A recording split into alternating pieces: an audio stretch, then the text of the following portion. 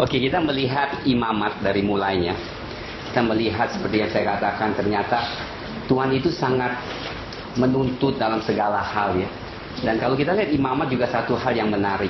Kita nggak melihat bahwa dosa-dosa yang besar yang Tuhan bicarakan di dalam imamat ya. Bukan dosa seperti membunuh atau dosa menipu. Kita melihat hal-hal yang kecil. Kalau saya boleh katakan hal-hal yang bisa menajiskan itu imamat.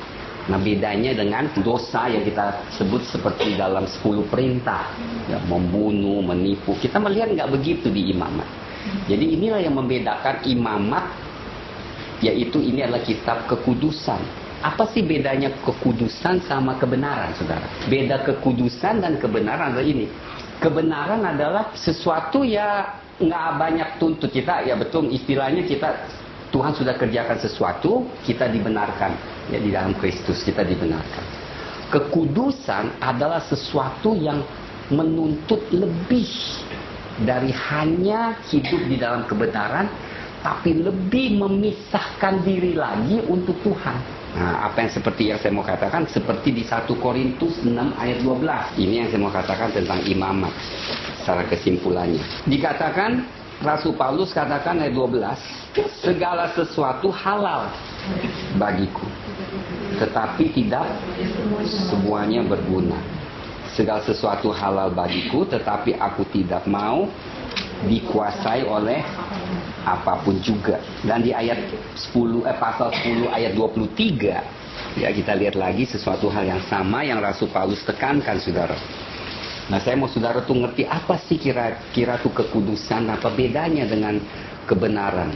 Kebenaran adalah sewaktu Tuhan Yesus melakukan segala sesuatu dan kita dibenarkan, di posisi kita tuh udah benar. Tapi kekudusan adalah lebih lagi menuntut hal-hal yang bisa menajiskan kita, hal-hal yang tidak berkenan di mata Tuhan, meskipun ya bukan dosa yang gede-gede, bukan dosa yang kelihatan banget, tetapi udah bisa menjauhkan hadirat Tuhan dari kita. Nah, Tuhan tuntut di situ. Bedanya. Di sini pasal 10 ayat 23 dikatakan segala sesuatu diperbolehkan. Berarti bukan sesuatu yang dosa, tetapi tidak semuanya berguna. Segala sesuatu diperbolehkan bagiku, tetapi tidak semuanya membangun. Di sini imamat, kitab imamat ini yang menekankan. Jadi kita melihat rumah lah, pakaian lah, ya seperti kita lihat nanti apa yang kita sentuh lah najis. Nah ini perlu suatu ritual, sesuatu hal untuk membersihkan lagi. Kita lihat hal-hal yang kecil-kecil sekali. Nah ini yang menuntut kita, saudara. Nah tentu di kitab imamat ini dibagi. Kalau kita melihat juga, ya, ruang maha kudus, ruang kudus, dan pelataran. Ya. Bagi jemaat biasa, mereka ada di, yaitu umat Israel, mereka hanya dituntut di pelataran. Anak-anak Harun di ruang kudus. Tapi yang bisa masuk ke ruang maha kudus hanya imam besar. Makanya nanti sebentar lagi kita akan melihat tuntutan imam besar lebih lagi. Lebih lagi. Nanti kita akan melihat, semakin kita menguduskan diri, ya kita masuk ke posisi rohani lebih dalam lagi, lebih sulit lagi. Nanti kita akan lihat kenapa sulitnya. Ya, ada hal-hal di mana umat biasa diizinkan, tetapi nggak diizinkan. Jadi ada hal-hal yang dituntut, di mana umat Israel yang biasa yang nggak dituntut bolehlah diterima saja, tetapi bukan imam. Tuntutannya lebih tinggi. Nah ini penting sekali. Dan kita lihat lagi kitab imamat pasal 1 sampai 17, sebenarnya dasar dari suatu persekutuan adalah pengorbanan. Ya, saya tahu saya pernah bagi, tetapi kalau saudara lihat lebih dalam lagi, pasal 1 sampai 17 adalah dasar dari suatu persekutuan dengan Tuhan, tentunya didasarkan oleh pengorbanan. Nah kita melihat tanpa pengorbanan tidak ada persekutuan. Dan kemudian hidup di dalam persekutuan ya bukan saja dasar tapi hidup adalah kekudusan atau pemisahan, di mana kita akan melihat nanti Allah menuntut umatnya tuh untuk memisahkan dirinya dari kebiasaan-kebiasaan nanti orang Kanaan, dari orang-orang yang di luar. Nah, Tuhan menuntut umatnya itu berbeda dengan orang-orang duniawi. Nah, saudara dengar baik-baik. Makanya imamat ini luar biasa kitabnya. Makanya saya percaya juga gereja mula-mula ini pasti menekankan hal ini. Dan dulunya gereja mula-mula adalah umat Yahudi ya, Israel. Tentunya mereka cukup mengerti firman Tuhan, khususnya di imamat. Dan waktu mereka masuk dalam Tuhan, dasar mereka tuh udah ada di dalam Alkitab Perjanjian Lama. Jadi otomatis mungkin nggak diajarkan lagi terlalu banyak di dalam Perjanjian Baru. Tetapi beda dengan setelah itu kita yang percaya Tuhan. Kita nggak pelajari Perjanjian Lama yang merupakan dasar dari sebuah kehidupan, persekutuan. Nah, sehingga kita langsung loncat. Nah, kita tidak menekankan hal ini. Ya, kita berbaur dengan dunia. Nah, kita pikir, oh itu oke aja. Kan kita mau menginjili boleh. Cuma sebenarnya di dalam kehidupan, kita dituntut untuk memisahkan diri kita. Dari pasal 18 kemudian sampai pasal 27, adalah apa yang saya katakan tadi, hidup di dalam persekutuan merupakan pemisahan atau pemisahan kekudusan. Kudus itu artinya memisahkan diri kan, memisahkan diri supaya hidup persekutuan itu bisa terus berjalan baik. Ini penting sekali. Nah, ini merupakan dasar imamat, ini penting sekali. Nah, kita sudah bahas tentang 5 korban ya. Nah, pada dasarnya sebenarnya cuma berapa korban? 3. Ya kan? Nggak sampai 5. Ritualnya lah istilahnya. Caranya cuma 3. Yaitu korban bakaran, korban sajian, dan korban perdamaian lebih tepat. Di sini korban keselamatan lebih tepat adalah korban pendamaian ya. Kalau saudara kita pakai Alkitab yang mana tadi lebih tepat. Nah, kita kembali saudara. Nah, Rasul Paulus tuh mengerti sekali. Jadi di dalam kita sebagai orang Kristen tergantunglah kita sejauh mana kita mau hidup di dalam Tuhan, di pelataran, di ruang kudus atau maha kudus. Dan benar, tentunya di ruang maha kudus adalah hal yang paling berkenan, di mana saudara ketemu dia muka dengan muka. Namun jangan salah, tuntutannya juga besar. Saya selalu pikir, tadi pagi saya baru katakan, rahasia seperti Smith Wigglesworth yang membangkitkan orang mati ya, 19 kalau nggak salah yang dicatat, 19 orang mati dibangkitkan, dan urapannya luar biasa. Sebenarnya nggak susah bagi kita semua, bukannya nggak ada rahasianya saudara, rahasianya udah diungkapkan, yaitu kekudusan. Saya rasa kalau rahasia sih kita semua tahu, cuman sejauh mana kita mau bayar harganya itu. Nggak ada nih yang sekarang di Perjanjian Baru yang terbatas. Nggak usahlah panggilan 5 jabatan. Setiap kita yang mau menguduskan diri, tetap kita bisa bergerak seperti itu, atau yang berkuasa di dalam Tuhan. Cuman bukannya kita nggak tahu. Nah, masalahnya kita nggak mau. Ya betul kan? Tapi lebih bagus kita tahu, paling sedikit kita ada tujuan. Nah, ingat, selama kita hidup, nggak mungkin kita mencapai apa yang Tuhan siapkan, nggak mungkin dah istilahnya. Sebab Rasul Paulus saja Filipi, bukan aku sudah mencapainya. Bayangkan, Rasul Paulus kalau katakan dia belum mencapai, ya ampun, kita di mana ya? Benar loh. Rasul Paulus adalah rasul yang paling berkorban yang saya tahu, yang paling banyak dianiaya, yang paling mengalami kuasa yang kebangkitan luar biasa. Dia bilang dia belum mencapai. Nah, kita di mana nih? Ya makanya asal kita tahu tuh dalam Alkitab luar biasa dalamnya, nggak semudah yang kita pikirkan. Nah, tidak semudah, dan konsistensi itu penting sekali. Kita bisa baik pada satu saat, bisa menyimpang. Tapi yang penting kita kembali lagi. Nah, kita melihat di sini saudara mengenai persembahan penghapus darah. Nah, kita sudah katakan ada dua hal yang penting ya, penghapus darah.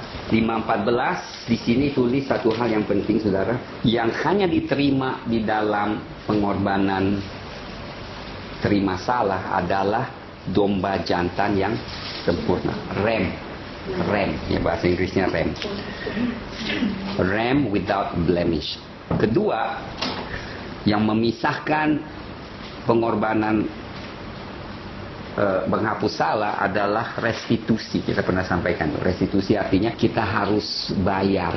Berarti laku salah pasti merugikan Tuhan atau merugikan seorang sesama, sehingga dia harus ada restitusinya, harus ada pengembaliannya, dimana kalau di dalam firman dituntut kurang lebih 20% bunganya, termasuk perpuluhan yang tertunda itu 20% ditambah, yang sebenarnya ini dalam perjanjian lama. Dan kita melihat kemudian di pasal 7 ada 3 hal bagi persembahan pendamaian. Apa sih untuk persembahan pendamaian? Lihat, ada 3 hal sebenarnya. Yang pertama merupakan persembahan yang syukuran, ya, di pasal 7 ayat 11. Ini aturan mengenai korban persembahan pendamaian yang harus seorang persembahan kepada mereka. Apabila dia mempersembahkannya bersama persembahan syukur, berarti persembahan pendamaian ini adalah salah satu persembahan syukur. Bedanya saudara ya, persembahan syukur dan persembahan dosa, menghapus dosa, sama tuh, caranya sama, cuma satu yang beda. Persembahan penghapus dosa memercik darah, persembahan syukur tidak. Tapi organ dan lemak-lemak yang dipersembahkan sama. Ya, kita pernah bahas apa tuh lemak-lemak itu. Lemak-lemak itu yang menghindari kita untuk lebih dekat dengan Tuhan. Termasuk kepercayaan kita, ingat kan? Termasuk prinsip kita, termasuk perspektif kita.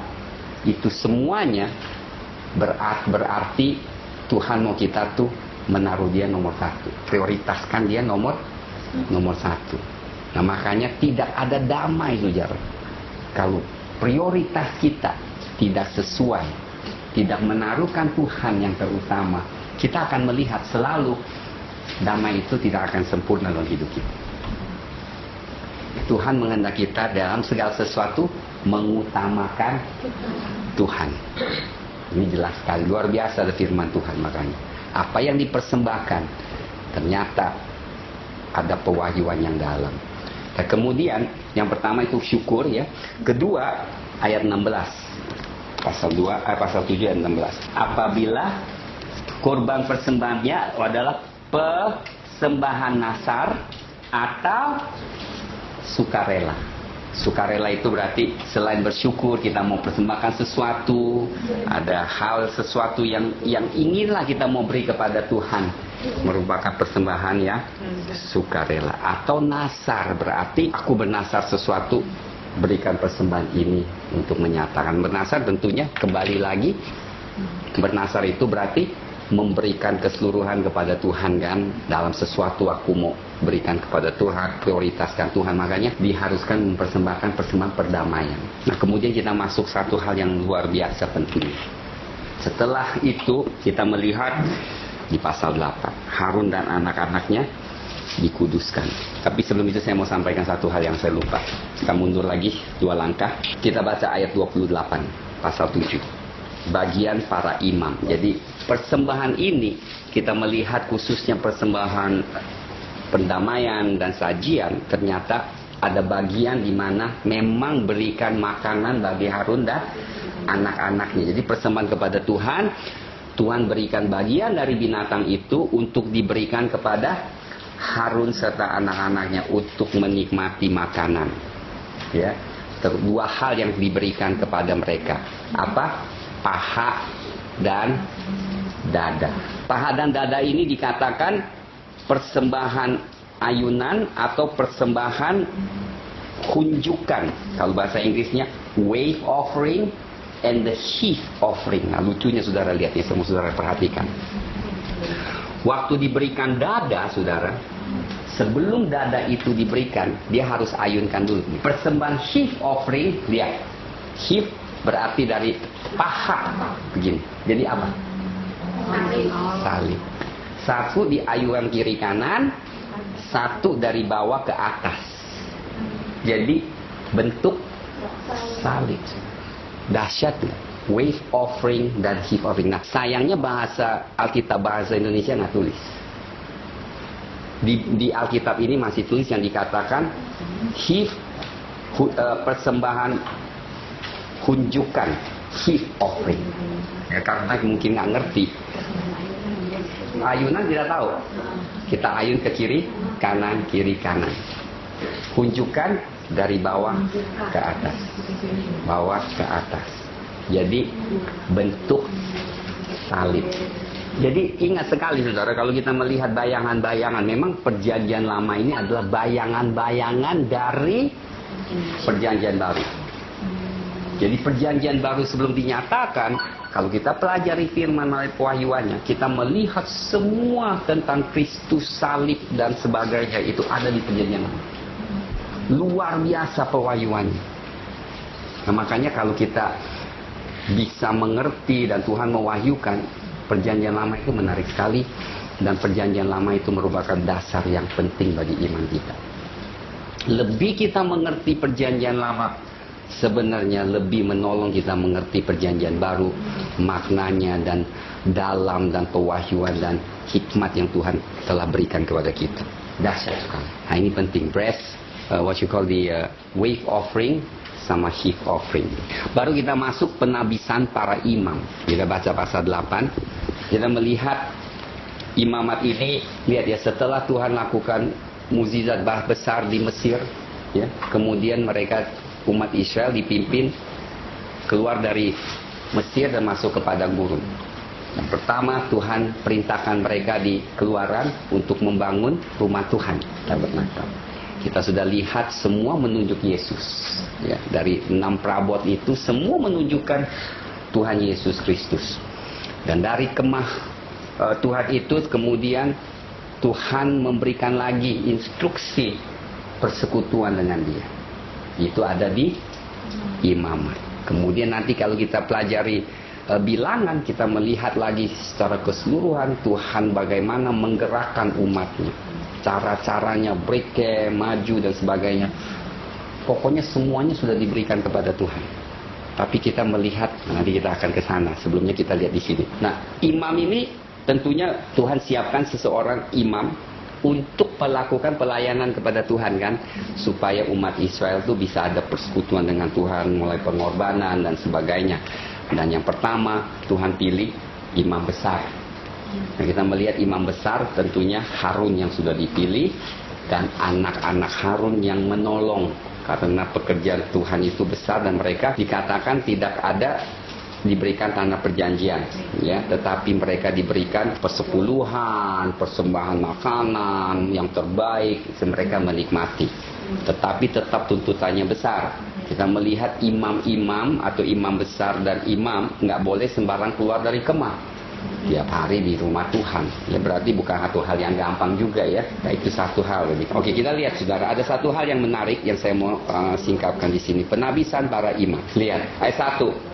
Firmanlah Yahweh kepada Musa dengan mengatakan, bawalah Harun dan anak-anaknya bersamanya, dengar, dan pakaian. Sebenarnya pakaian tidak bagus, lebih tepat jubah.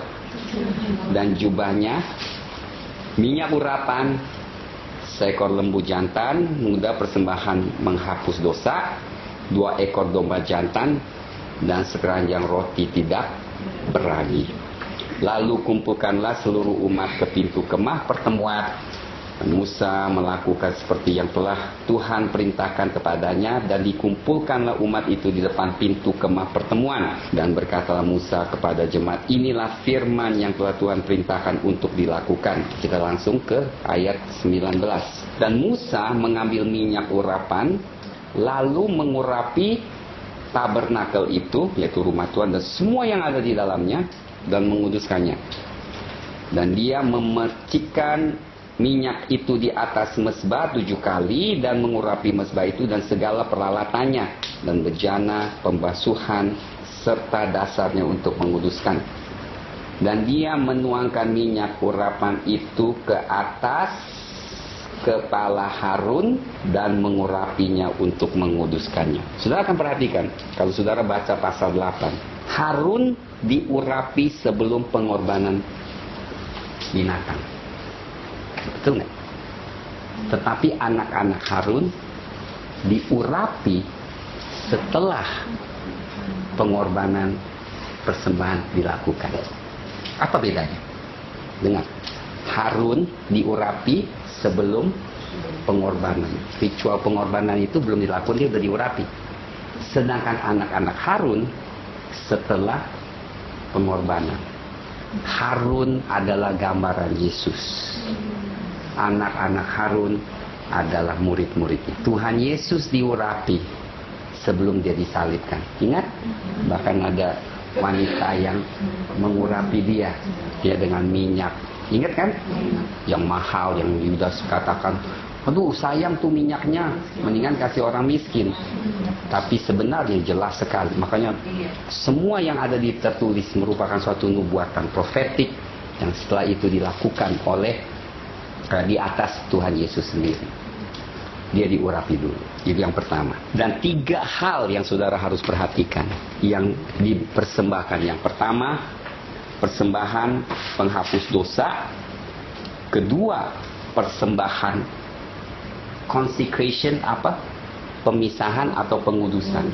Consecration itu berarti mentahbiskan, kurang lebih tepat. Mentahbiskan Harun sebagai imam dan anak-anaknya sebagai imam dalam Tuhan. Dan ketika kedua adalah burnt offering, persembahan bakaran. Jadi pertama persembahan penghapus dosa, persembahan bakaran, kemudian persembahan consecration, pentahbisan atau pemisahan, memisah atau kekudusan. Consecrate itu memisahkan dia. Nah lihat ya saudara, hal yang penting. Yang pertama artinya apa? Dia sendiri berdosa. Dia bukan imam yang sempurna seperti Tuhan Yesus. Makanya di Ibrani katakan dia adalah Tuhan Yesus yang berdosa. Semua imam besar mereka sendiri adalah berdosa, hanya Tuhan Yesus yang layak masuk. Kedua, persembahan, ingat nggak persembahan bakaran? Bagaimana caranya? Ayo, ingat nggak? Belah, apanya yang dicuci? Perut dan kaki di air, dicuci di air. Kemudian dipersembahkan semuanya, ya kan? Kecuali kulitnya. Kulitnya dikasih ke siapa? Kulitnya dikasih ke imam besar. Kulitnya nggak dipakai. Ke imam lah, ke imam. Berarti firman Tuhan harus menyentuh hati kita, di dalam kita, dan juga di luar kita. Kaki kan di luar. Makanya firman itu harus mempengaruhi kehidupan dalam kita, juga harus mempengaruhi di luarnya kita. Penampilan kita lah istilahnya. Harus ada perubahan juga setelah Tuhan jamah kita. Ini penting sekali saudara. 3, sekarang yang beda dengan yang lain adalah persembahan pelantikan. Kalau ini bahasa Indonesia pelantikan itu petahbisan ya, ayat 20. Kita lihat saudara, kita lihat, penting sekali. Ayat 22, dan dia harus mempersembahkan domba jantan. Ingat, domba jantan yang kedua, seekor domba jantan persembahan pelantikan, dan Harun serta anak-anaknya harus meletakkan tangan mereka di atas kepala domba jantan itu, lalu menyembelihnya. Dan Musa mengambil darahnya dan mengoleskan pada pinggiran daun, telinga kanan Harun, jempol tangan kanan, jempol kaki kanan. Apa artinya? Dia harus mulai dengar suara Tuhan, taat pada perintah Tuhan, telinga. Saudara kalau ikut pernah yang saya ajarkan, kenapa di pasal 32 Keluaran, di mana umat Israel menyopotkan anting untuk dipersembahkan dan kemudian lembu emas keluar, itu adalah tanda menolak, tanda rebellion. What is rebellion? Pemberontakan. Mereka tidak mau dengar Tuhan lagi, mereka copot dan keluarkan. Itu di St. Moritz ya, saya sampaikan. Ini sama, lihat, telinga lagi. yang diurapi. Berarti apa? Kita pertama Tuhan mau jadi imam besar yang hidup dalam hadirat Tuhan, yang nomor satu dengan suaranya, taat dengan perintahnya. Dua, jempol. Jempol kan hanya jempol yang bisa sentuh setiap jari yang lain. Tapi jempol, nggak ada jempol nggak bisa angkat kan? Artinya apa? Pelayanan. Tangan selalu gambarkan pelayanan, melayani Tuhan, harus diurapi. Kaki, jempol yang di ujung berarti dia yang mengelilingi, melayani di rumah Tuhan. Tempat pelayanan di mana kita harus melayani sesuai dengan yang Tuhan telah tentukan. Untuk Harun, dia adalah di rumah Tuhan. Ya, tiga hal ini penting. Nanti kita akan sampaikan lagi sesuatu yang menarik sekali. Setelah darah itu dioles di telinga dan jempol kaki, minyak kedua kali mengurapi. Ya, jadi dua kali setelah darah minyak. Aduh, makanya bau asap benih banget dah si Harun dah, bau darah. Ya, bau amis. Perjanjian lama tuh mau jadi imam besar sebenarnya di mana-mana darah. Kemudian dia pakai minyak. Apa bedanya? Yang tadi darah suatu perjanjian firman. Minyak suara Roh Kudus. Darah firman suatu perjanjian. Minyak suara Roh Kudus. Tangan sesuai dengan firman, sesuai dengan panggilan. Firman adalah di mana Harun memang udah dipilih kan, ditentukan untuk menjadi imam anak Bani Lewi. Itu firman, darah, perjanjian. Tapi bukan itu aja, dia juga harus dengar suara Roh Kudus. Demikian juga kaki. Tentunya kita melihat semua yang sama, ginjal, lemak ekor, lemak isi perut, umbai hati, ketua ginjal, sama dengan persembahan pendamaian. Ya. Berarti Tuhan mau dia prioritas yang benar, perspektif yang benar. Tulang belakang ada prinsip. Ingat, tulang belakang apa? Punggung ada prinsip. Nggak gampang nunduk. Tidak kompromi. Nanti kita akan lihat di Efesus pasal 6 dengan sama. Satu lagi saya mau tekankan. Pasal 8 ayat 29. Dan Musa mengambil dada domba itu, mengayun-ngayunkan, persembahkan ayun di hadapan Yahweh dari domba persembahan pelantikan itu bagi Musa. Itu yang menjadi bagiannya seperti yang telah Yahweh Tuhan perintahkan kepada Musa. Ayat 30. Dan Musa mengambil minyak urapan itu serta darah dari atas, lalu memercikkan pada Harun pada pakaiannya dan anak-anaknya dan pada pakaian anak-anaknya yang bersamanya. Musa harus pakai pakaiannya yang bagus tuh, yang udah ada batu-batunya, keren, dipercikan dia. Tapi siapa juga dipercikan? Jubahnya. Pakaiannya kurang tepat, jubahnya. Apa jubah artinya? Jubah adalah panggilan. Tokoh atau orang dipanggil Tuhan, dia diurapi. Tapi dia menyatu dengan panggilan Tuhan di dalam hidupnya.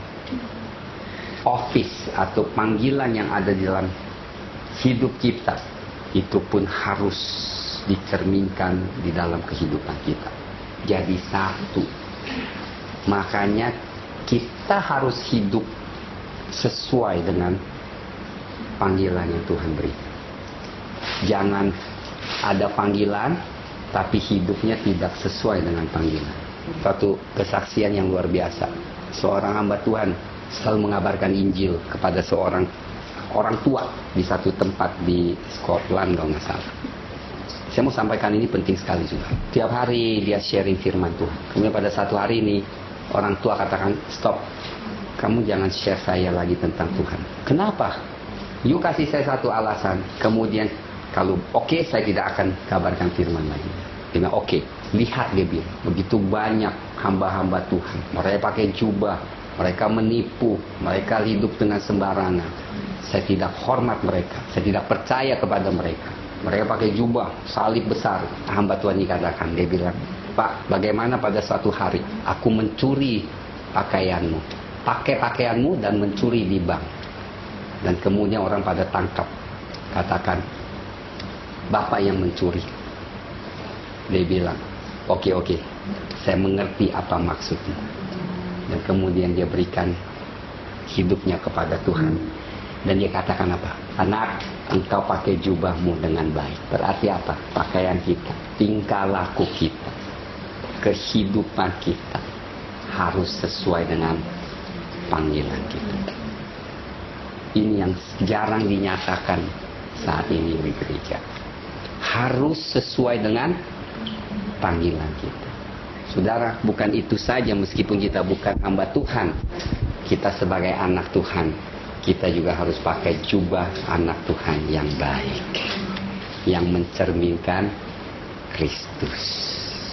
Seringkali yang menjadi batu sandungan bukan doktrin kita, bukan doa kita ingat ke gereja, justru tingkah laku kita. Luar biasa, saudara. Makanya saya lihat ini, saya terkejut ya apa yang Tuhan katakan. Lihat, jubahnya harus dikuduskan, harus dipercikan darah. Berarti apa? Panggilan kita harus serius. Kita harus hidup sesuai dengan apa yang Tuhan panggil di dalam diri kita. Kemudian kita melihat, saudara, barulah mulai suatu pelayanan imamat sebagai imam, dan dia mulai melayani. Tapi lihat pasal 10 ya. Nah, ini yang maksud saya. Suatu panggilan tuh tuntutannya lebih besar. Pada suatu hari terjadilah yang tidak diinginkan. Karena anaknya Nadab dan Abihu sebagai imam memberikan bakaran apa? Kalau kita melihat api asing yang tidak berkenan, berarti mereka ceroboh ya. Mereka asal persembahkan tanpa Tuhan pimpin. Dan akhirnya 2 anak mati di tempat, di hadirat Tuhan mati. Tuhan jatuhkan penghakiman di atas mereka dan dua-duanya mati. Saya katakan kenapa? Dan setelah mereka mati, saudara, lihat apa yang Tuhan katakan.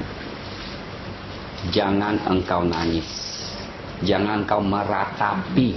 Karena apa Tuhan katakan? Karena urapan yang di atasnya itu kudus. Lihat kan? Dahsyatnya. Lihat ya, ayat 6. Apa dia katakan? Ayat 6 pasal 10. Lalu berkatalah Musa kepada Harun dan kepada Eleazar serta kepada Itamar anak-anaknya, biarlah kepalamu tidak kamu gundul, pakaianmu tidak kamu koyakan, supaya kamu tidak mati, dan dia menjadi murka kepada seluruh jemaat. Tetapi saudara sama seluruh keluarga Israel haruslah mereka meratapi kebakaran yang telah Tuhan nyalakan. Dan kamu jangan keluar dari pintu kemah pertemuan agar kamu jangan mati, sebab minyak urapan Tuhan ada padamu. Dan mereka melakukan seperti perkataan Musa. Meratapi aja, keluar dari kemah, anaknya mati, nggak boleh. Kenapa? Itulah panggilan. Kalau Tuhan sudah panggilkan, waktu di pertengahan pengudusan, di mana mereka nggak boleh keluar, mereka harus bertahan. Itu artinya apa? Prioritas dalam hidup mereka itu jelas sekali apa yang Tuhan tuntut. Ada saat-saat tertentu, saudara-saudara, kita dituntut untuk mengorbankan segala sesuatu hanya untuk melayani Tuhan, bukan seenaknya kita. Nah, kalau kita mulai mengerti ini adalah panggilan dan inti dari pelayanan, maka kita akan melihat Tuhan bekerja dengan dahsyat. Jadi imamat ini, makanya saya katakan, adalah hal-hal yang kecil-kecil kelihatannya. Tapi disinilah yang menentukan apakah kita di ruang maha kudus, ruang kudus, atau hanya di pelataran. Dulu, saya waktu pertama kenal Tuhan, dan tentunya kita mulai ya cinta Tuhan lebih dekat lagi. Saya selalu pikir doa itu penting, doa itu penting. Ya. Memang itu penting. Tetapi saya juga lihat selain doa ya, banyak tindakan, prinsip, laku, sikap dan sebagainya yang menentukan kita apakah kita dekat dengan Tuhan. Jadi ada hal yang saya lihat di dalam imamat itu, yaitu menyalibkan diri kita, tidak melakukan apa yang kita mau. Dan barusan ada suatu artikel yang saya suka, senang juga, minggu lalu yang waktu saya sampaikan di gereja tentang Efesus, hidup di dalam terang, yang menuntut kita jangan sampai hidup double life yang berbeda. Di rumah beda, di mimbar beda, di mata umum beda, pribadi beda. Itu udah munafik sebenarnya. Kita di luar haleluya amin, tapi kita kan orang Kristen yang paling jago dah. Puji Tuhan, haleluya ya, luar biasa Tuhan ya, waduh ajaib ya. Itu kan pasti ngomongan kita lah. Tapi kehidupan kita tidak sebenarnya sedemikian. Kita ada hidup pribadi yang tersembunyi. Dan di dalam firman Tuhan di Efesus sama. Jangan hidup double life. Kita harus apa adanya. Ya, sesuai dengan apa yang kita sampaikan, kita hidup. Nah, itu Tuhan berkenan, saudara. Itu juga yang membuat apakah firman kita tuh efektif dan berkuasa menyentuh hati nurani seseorang. Pelayanan perjanjian baru adalah pelayanan yang melayani hati nurani. Betul nggak? Betul nggak, saudara? Hati nurani bukan? Nah, kita lahir baru gimana? Kenakan hati kita, ketusuk. Kenapa bisa ketusuk? Firman. Firman yang disampaikan, hamba Tuhan. Hamba Tuhan itu kalau munafik nggak masuk ke hati kita. Dia paling mental sampai tubuh kita. Tong. Tapi kalau hamba Tuhan yang hidupnya kudus seperti Johnson, saudara, dia katakan orang gini gemeter. Kena. Kenapa? Karena dia sendiri hidupnya benar. Sendiri hidupnya nggak munafik. Makanya khotbah kekudusan itu bukan khotbah yang gampang. Ya gampang lah secara teori, tetapi untuk menyampaikan dengan kuasa dan keberanian nggak gampang. Sebab dia menuntut kita juga yang menyampaikan firman itu. Firman itu kan mata pedang bermata dua. Bukan kita asal tusuk, dia tusuk diri dulu, untuk kita kena dulu. Iya kan?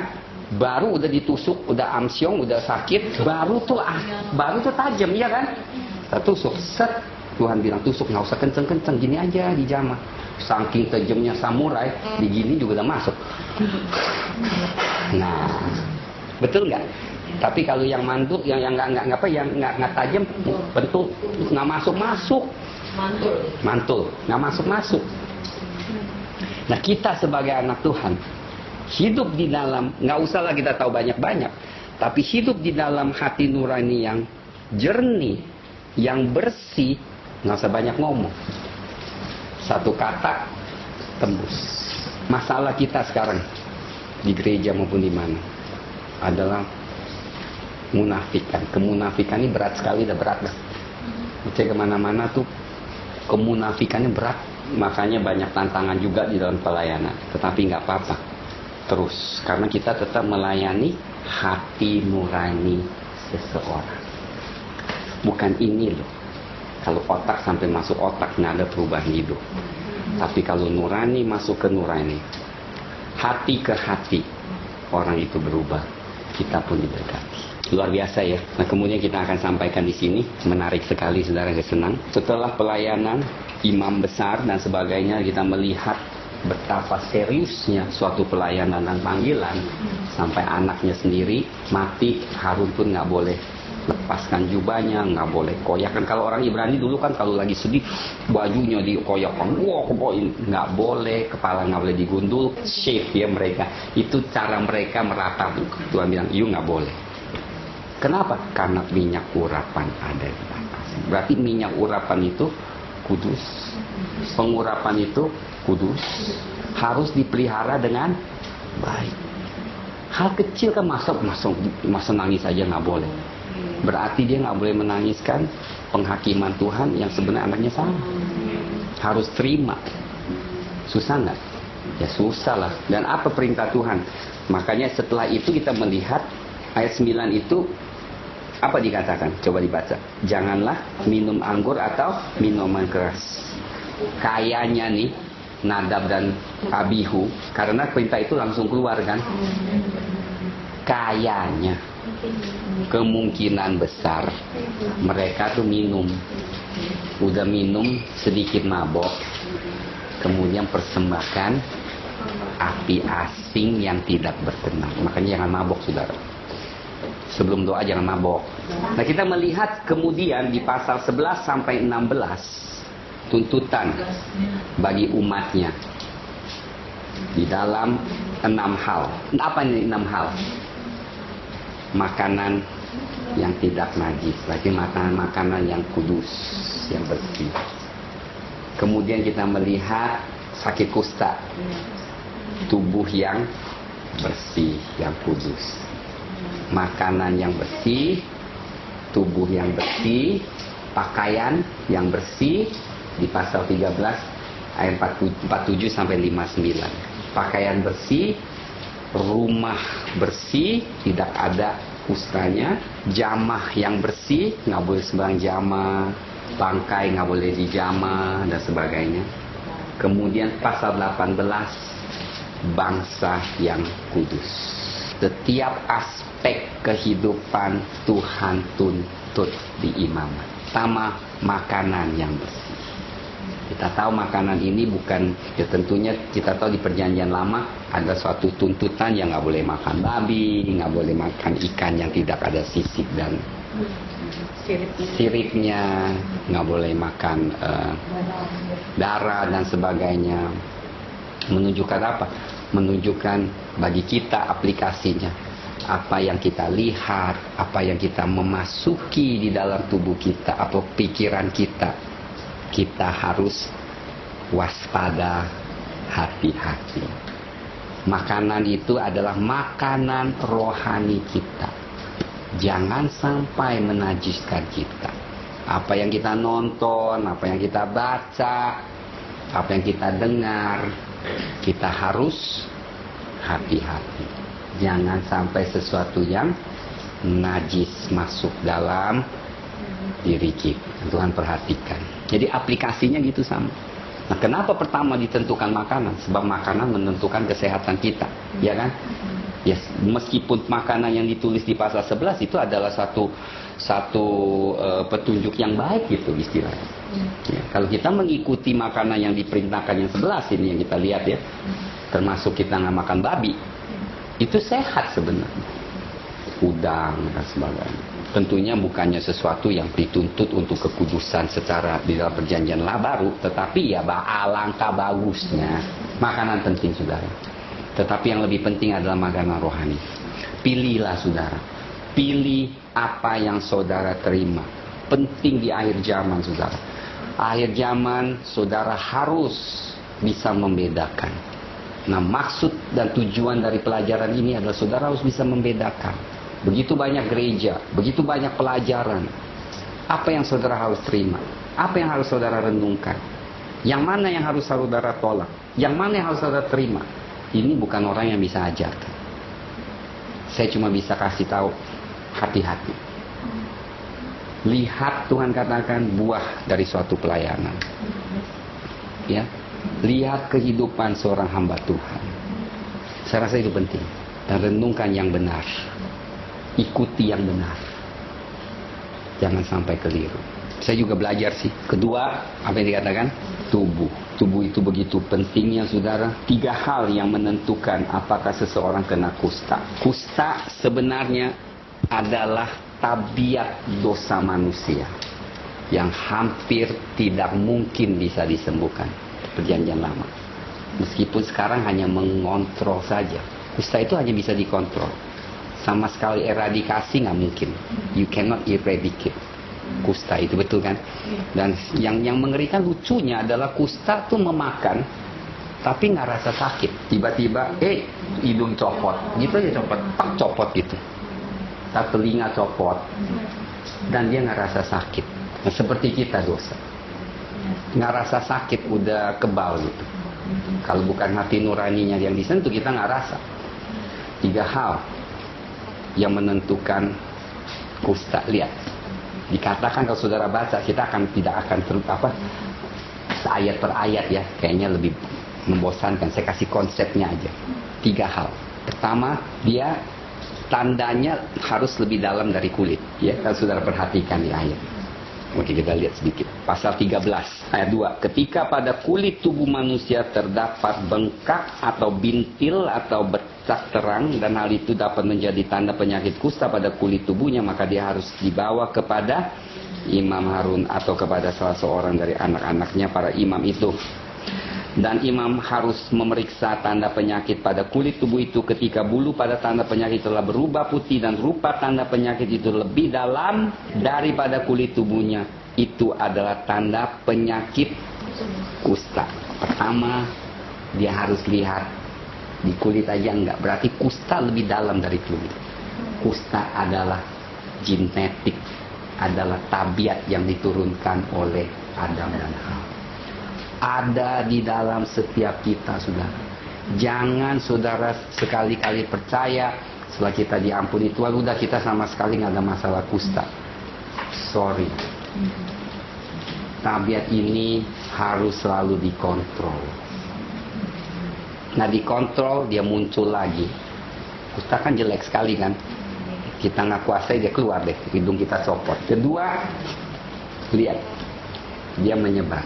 Lihat kan, dia kalau menyebar dia bilang kusta, ini berarti kusta. Kalau dia nggak menyebar, dia bukan. Apa? Dosa menular. Dosa itu bukan. Firman Tuhan di 1 Korintus katakan dia bisa mempengaruhi orang. Dosa itu kalau nggak dikuasai bisa pengaruh yang lain juga berbuat yang salah. Saudara, kita semua ada ya. Saya nggak bilang kita waktu saya ini, kita semua ada di dalam kita ini. Ketiga, bulu ganti warna. Berarti bulu kita nih, karena kalau udah ganti warna putih, karena bulu itu bukan di kulit, dalam lebih dari kulit. Kalau berubah, berarti itu tanda kusta. Berarti udah kelihatan itu adalah lebih dalam dari masalah kulit. Dan kusta itu ada hal yang sangat memalukan.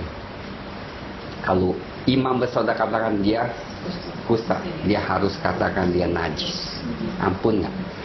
Dan dia harus pakai jubah kusta, dan di mana-mana dia harus teriak najis, najis, najis. Ampun nggak? Jadi orang menjauhkan dia. Artinya apa? Dosa kita menjauhkan dari hadirat Tuhan. Dosa tabiat sebenarnya menjauhkan kita dari Tuhan. Ini hanya gambarannya, saudara. Tuhan tadi tentu tidak menolak orang yang sakit kusta. Ini hanya suatu gambaran di perjanjian lama. Kusta itu sebenarnya kita semualah, bukan orang yang benar-benar sakit kusta. Dan yang saya mau sampaikan, menariknya persembahan ritual orang yang sudah sembuh dari kusta itu apa? Kan dia diperiksa, ternyata bukan misalnya, atau ternyata disembuhkan oleh Tuhan, karena kan dia datang ke rumah Tuhan dan diperiksa, dan kemudian mungkin ada mukjizat terjadi ya. Kusta hanya bisa disembuhkan oleh mukjizat Tuhan. Sama dengan kita tidak mungkin bisa memperoleh pengampunan dosa, tabiat dosa, kecuali hanya dalam Kristus kan, di atas kayu salib. Dan yang saya ingin sampaikan adalah, menariknya adalah pasal 14 ayat 14, menariknya, kita baca ayat 12 ya. Imam harus mengambil seekor anak domba jantan itu dan mempersembahkannya sebagai persembahan penghapus salah. Dan 1 log minyak itu, dan dia harus mengayun-ngayunkannya, suatu persembahan ayunan di hadapan Yahweh. Dan dia harus menyembeli anak domba jantan itu di tempat orang yang menyembeli persembahan penghapus dosa dan persembahan bakar di tempat kudus. Sebab seperti halnya persembahan penghapus dosa, persembahan penghapus dosa untuk imam, ia telah kemaha kudusan. 14. Dan dari darah persembahan penghapus salah itu imam harus mengambil, dan imam haruslah mengoleskan pada cuping telinga kanan, dan pada ibu jari tangan kanan, dan pada ibu jari kaki kanan yang melahirkan dirinya. Orang kusta itu sama nggak? Telinga dan jempol. Kenapa, saudara? Kenapa mempunyai ritual yang sama dengan imam besar? Kurang lebih pengolesan yang sama. Menarik nggak? Karena dengar, saudara, kalau orang mau jauh total dari dosa, dia harus dengar suara Tuhan. Dia harus melayani Tuhan. Dia harus berjalan dengan Tuhan. Kalau ini tidak, dia akan kembali kusta. Jadi kunci untuk kita hidup menang atas dosa, tabiat dosa, tidak lain dengar suara Tuhan, taat akan perintahnya, melayani Tuhan, dan berjalan dengan Tuhan. Benar nggak saudara pikirkan? Apalagi dosa yang berat, misalnya narkoba, ya kan? Itu kustanya yang berat sekali lah. Itu udah kena tulang lah istilahnya. Ya sebenarnya semuanya sama lah, semuanya sama kita. Cuman kita bisa melihat, yang saya perhatikan, saya pernah melayani orang seperti itu paling susah, alkoholik, yang udah kecanduan besar. Satu-satunya bisa melepaskan mereka dari belenggu itu selain pelepasan, selain terima Tuhan Yesus. Dengar baik-baik, mereka harus taat dengan suara Tuhan, perintah Tuhan. Mereka harus belajar melayani Tuhan. Mereka harus jalan.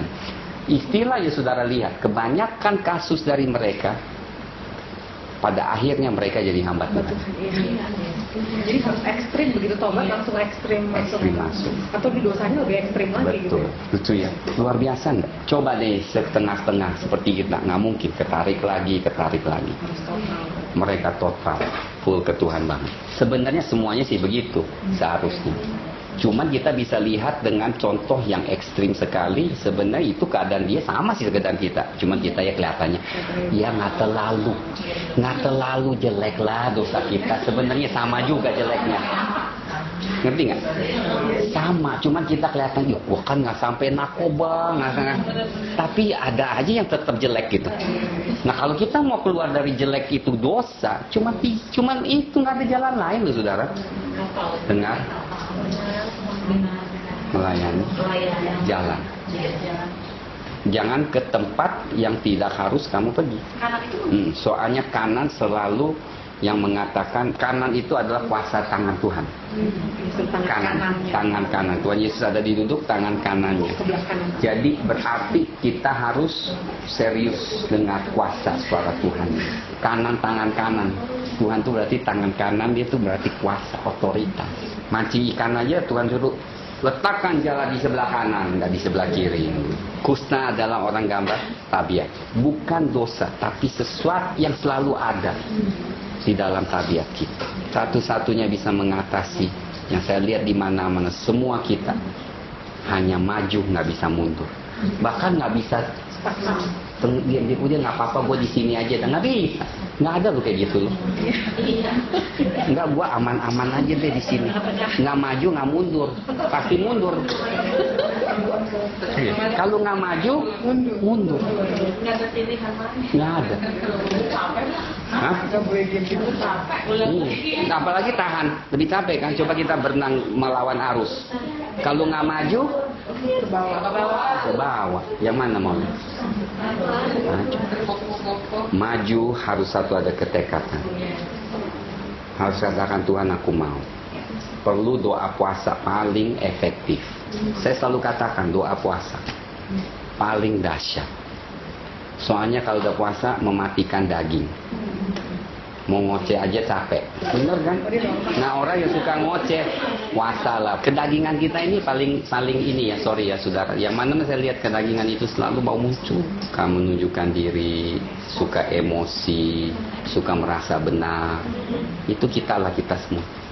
Termasuk saya lah, semua kita ada. Saya nggak mau kata, saya gembala hamba Tuhan. Aduh banyak sama juga. Kedua lihat apa yang terjadi. Ayat 17. Dengan sisa minyak, dia kan, yang di telapak tangannya itu memang harus mengolesi orang yang menahirkan diri itu pada cuping telinga, ibu dan sebagainya, sama ya. Selain itu kita harus ada urapan. Roh Kudus, hanya Roh Kudus bisa menolong kita. Hanya Roh Kudus bisa menolong seseorang. Ya kan, minyak selalu bisa tentang Roh Kudus. Selain dioles dengan darah yang menguduskan, yang membersihkan, supaya kita nggak dengar suara yang lain. Dengar. Berarti kita tidak dengar suara lain kecuali suara Tuhan. Kedua, suara Tuhan dari mana? Saudara boleh dengar suara apa aja. Tapi kalau suara itu bertentangan dengan firman, saudara berbuang itu suara. Itu bukan dari Tuhan. Lebih mengenal firman Tuhan, lebih nggak mudah tertipu oleh suara yang lain. Nah inilah salah satu tujuan pengajaran firman ini, supaya kita senang baca firman, tertarik dengan firman, relevan dengan kehidupan kita. Ya, saya nggak mau ajarkan ini yang teori capek saya dengarnya juga. Saudara pasti ngantuk-ngantuk sekarang, juga ngantuk-ngantuk. Apalagi yang kayak begitu, lebih ngantuk lagi ya jam segini. Biasa tidur siang, jam 18. Yang tersisa dari antara minyak yang di telapak tangan imam itu haruslah dia menaruhkan di atas kepala orang yang dimenahirkan dirinya itu, dan imam harus mengadakan penebusan bagi hadapan. Dengar, pikiran harus berubah, akal budi kita. Dengar saudara, yang membuat kita mandek, tidak progres, paradigma yang tidak mau berubah. Saudara boleh ikutlah seminar apa juga lah, saya nggak peduli. Tapi saudara tidak mau patuh dengan firman Tuhan, nggak bisa. Ini nggak berubah, tidak akan terobos. Kembali lagi dalam pikiran, akal budi penting sudah. Akal budi sesuai dengan hati nurani sesuai dengan firman. Jadi satu, baca firman, berbicara kepada hati, bukan ke otak nih. Dengar nih saudara, saya tahu banyak orang baca firmannya bicara ke otak. Enggak. Firman harus bicara ke hati, pasti menusuk, mengubah. Bertobat, pikiran sesuaikan dengan ini. Meskipun dari hati ke otak cuman berapa senti, tapi kadang 10 tahun nggak nyampe. Nah apa lihat kemudian? Berarti urapan itu harus di atas pikiran kita. Ya kan, urapan itu penting. Maka seringkali waktu dalam doa pun saya sekalian doa patahkan. Kenapa saya patahkan? Sebab saya melihat belenggu di kepala. Bisa kelihatan saudara. Kadang dilihat. Benar-benar belenggu loh saudara. Di otak. Itu ada belenggu. Pertama peperangan rohani, bukan perang luar, perang otak dulu. Jangan kita coba perang yang lain. Kan saya sudah kasih tahu kan. Kemudian kita baca lagi saudara. Yang saya suka ini luar biasa. Ayat 19 apa dikatakan? Dan imam harus membuat persembahan penghapus dosa dan harus mengadakan penebusan bagi dia yang ditahirkan dari kenajisan itu, dan setelah itu ia harus menyembelih persembahan bakaran. Setelah bicara tentang makanan, jadi kita melihat prioritas penting dalam. Pertama apa? Makanan. Kedua, tubuh yang bersih juga berdasarkan apa? Kita melihat tubuh tapi jauh lebih kan, berarti akarnya lebih dalam. Kemudian kita lihat apa? Pakaian. Apa sih pakaian? Tadi kita bilang jubah. Berarti panggilan dan juga sikap kita dalam hal ini, penampilan kita lah istilahnya. Penampilan kita harus sesuai, harus kudus gitu. Betul kan? Pakaian berarti Tuhan perhatikan juga. Pakaian yang ada kustanya dikatakan, yang tidak bersih, adalah pakaian yang tidak memberi suatu penampilan yang kudus di mata Tuhan maupun di mata manusia. Bahan ya, yang rendah-rendah, high-cut, low-cut, yaitu tentunya tidak memberi gambaran sebagai yang baik bagi Tuhan. Ya, pakaian kita harus rubah lah, mau nggak mau. Yang lama ya udah nggak apa-apa, ditambah bahannya. Ini benar, ini soalnya ini penting sekali bagi kita. Saya tahu sekarang nggak terlalu dipermasalahkan, tapi bagi kita yang mau, ya seperti saya katakan, kita mau di pelataran atau mau di ruang kudus. Ya di pelataran apa aja lah, nggak apa-apa lah. Tapi kalau udah mau ruang kudus, pakaian penting sudah. Nanti dikatakan nggak boleh. Nanti sebenarnya ada tuh nggak boleh sampai kelihatan. Itu memang di dalam peraturan, tapi tentunya bukan ritual. Berarti kita juga harus perhatikan jubah yang kita pakai. Dan kemudian kita masuk ke rumah, pengudusan rumah. Aduh saya senang sekali. Kemarin saya baru dapat pewahyuannya saudara. Pasal 14 mulai dari ayat 33. Terus terang saya baca imamat ini nggak tahu berapa kali lah. Saya masih nggak dapat wahyunya dari banyak hal. Barusan yang baru saya dapat ini mungkin berapa hari yang lalu waktu saya pelajarin terus tentang kusta dan sebagainya. Lalu saya dapat tentang rumah. Lihatnya kita rumah. Kita selalu melihat bagaimana Tuhan menguduskannya ya, ritualnya. 14:48. Rumah itu keluarga.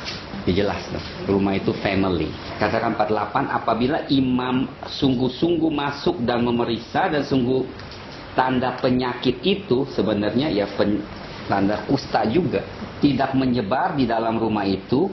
Setelah rumah itu dilapisi, maka imam harus menyatakan rumah itu tahir. Sama kan? Kalau di bahasa Inggrisnya leprous house, berarti rumah yang kena kusta, baju yang kena kusta.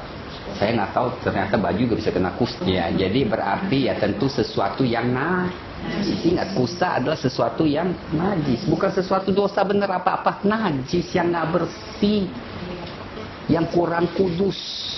Dan apa harus dilakukan, jadi saudara? Untuk tahir, ayat 49, dia membawa 2 ekor burung. Dengar, 2 ekor burung, kayu aras, kain kirmisi, hisop untuk menahirkan rumahnya. Tuhan baru kata, aduh puji Tuhan.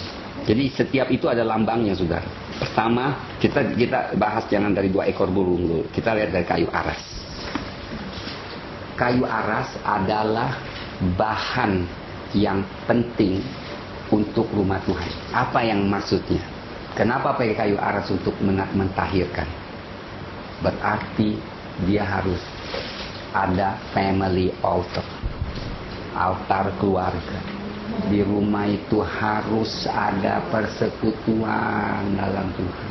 Kayu itu adalah bahan yang pokok, yang penting untuk membangun rumah Tuhan. Dan berarti apa? Itu harus ada di rumah, di keluarga. Kalau kita mau melihat kusta itu tidak hadir, berarti kusta itu apa sebenarnya? Berarti sesuatu yang menghindari hadirat Tuhan dinyatakan di satu keluarga, di satu rumah tangga. Itu adalah kusta. Keluarga kita semua harusnya harmonis, manis, penuh sukacita, bukan masuk seperti perang dingin. Suatu menghindari hadirat Tuhan dinyatakan. Manifestasi itu kusta. Udah ada kusta istilahnya. Bagaimana mendatangkan hadirat Tuhan kembali di keluarga? Pertama harus ada family altar. Karena kayu aras, kain kirmisi. Apa kain kirmisi? Tahu nggak warnanya apa? Warnanya merah. Itu artinya perjanjian. Covenant relationship. Perjanjian bukan antara Tuhan dengan Tuhan. Perjanjian antara suami dan istri harus dijalan. Saya kasih tahu nggak kain kirmis ini di mana terjadi? Ingat nggak Rahab waktu Yosua mau serang? Rahab kan dikatakan kita ada perjanjian. Oke boleh, kamu jangan lupa ikat kain kirmisi ya, kirmis itu merah. Berarti apa? Dia ada perjanjian dengan umat Israel, ya kan? Waktu diserang, Rahab dan keluarganya tidak akan kain. Perjanjian, bukan dengan Tuhan saja, tapi dengan satu dengan yang lain. Suami istri ada perjanjian yang melakukan kesetiaan satu dengan yang lain, saling mengasihi. Itu mendatangkan hadirat Tuhan dan mengusir kusta dari rumah. Makanya rumah ini penting sekali kan.